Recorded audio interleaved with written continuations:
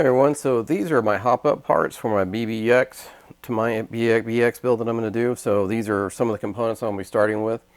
So shock oil, so if you change the viscosity of the shock oil, then you can control kind of the dampen rate. That's 30, I'm going to call it 30 weight and 40 weight.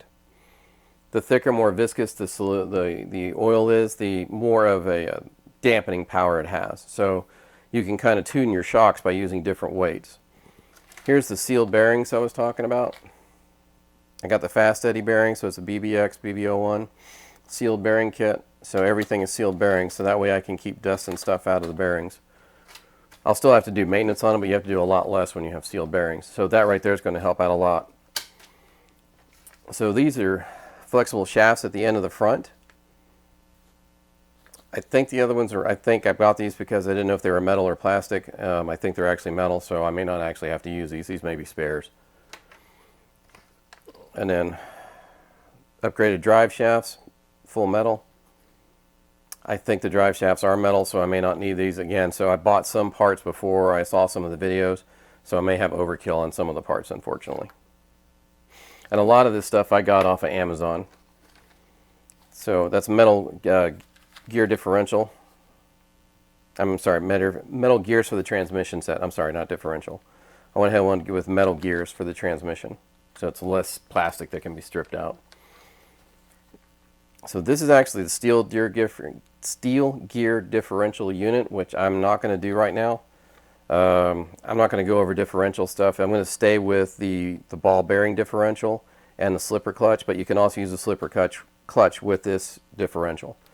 I'm going to try it in the stock setup first and then see how it does. Tamiya has like a super build that they did, so they even stayed with that, so I'm probably going to stay with it. But I have these just in case I want to try it and do something different with it. Here's the slipper clutch set by Tamiya.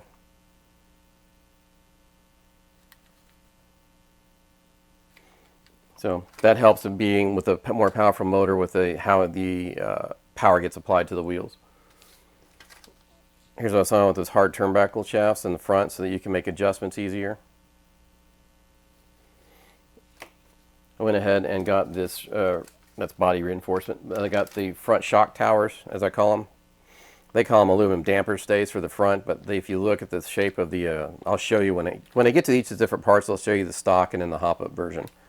But I like this because it looks more like a traditional shock tower mount on a vintage buggy. So that's going to be pretty cool.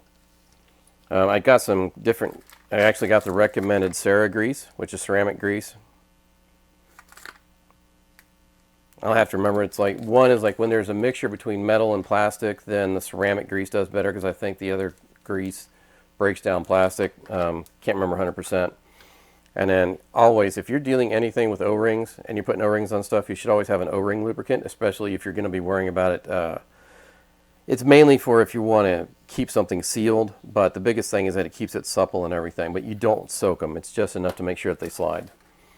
But I always use O-ring lubricant on stuff. This is a metal servo horn hold down. So it's metal steering for the servo. Again, I don't want the plastic parts. Then I got some body reinforcement parts. This is a, at the top of the driver's cage, there's a section which it shows that it can be kind of loose. Loose is the wrong word. It flexes. This actually goes between the two. Some people use a bar that they just put all thread through it, but they actually make a recommended part for it. So I'm going to put this in there. And I'm also going to be looking at how I mount to the rear shock since I'm doing a vintage look, and I'll talk more about it when I get there. This is a metal front bumper piece. As you saw that other bumper piece before, again I'll show you the regular with the new. I wanted something more substantial for protecting the front of the buggy. This is the rear. It's like a rear protection piece, aluminum bumper. Goes up behind the motor and protects it. And then here's like the whole, and of course I dropped the part. This is the roof. They have two different versions. You can get the regular one, it just looks like the roof. They have one that has kind of a little tiny wing built onto it, which I'm eventually going to get because I think I like the way it looks, but I got this one just in case. The biggest thing is with the receiver antennas, you need to make sure that they're above metal. They don't want to have metal over top of it, so you get the best range possible. So I'm really going to have to try to arrange an antenna, kind of whip antenna type look. These are reinforcing bars, metal reinforcing plate and lower skid plate for the bottom of the chassis. This goes towards, I think that's the rear and that's the front. Again, I won't be using that piece because I'm going to have the full metal piece that's going to go. So this is going to reinforce and put skid plates on the plastic. The plastic's actually a really good plastic, but I just want to make sure it's reinforced. So those are my main kind of hop-up parts and exchange parts that I'm going to be working with for the build. And again, some of these may not get used because I bought parts just to make sure I had them. Some things it took a while to get them, so I want to go ahead and have them on stock, and I can always do changes. At some point I may put the rear, change out the gear differential and put in a geared differential instead of the ball bearing one, just to see how it drives and do testing with it. So I like having the option and already having the parts for it. Okay, so those are the main hop-up parts that I'm going to be using for the build.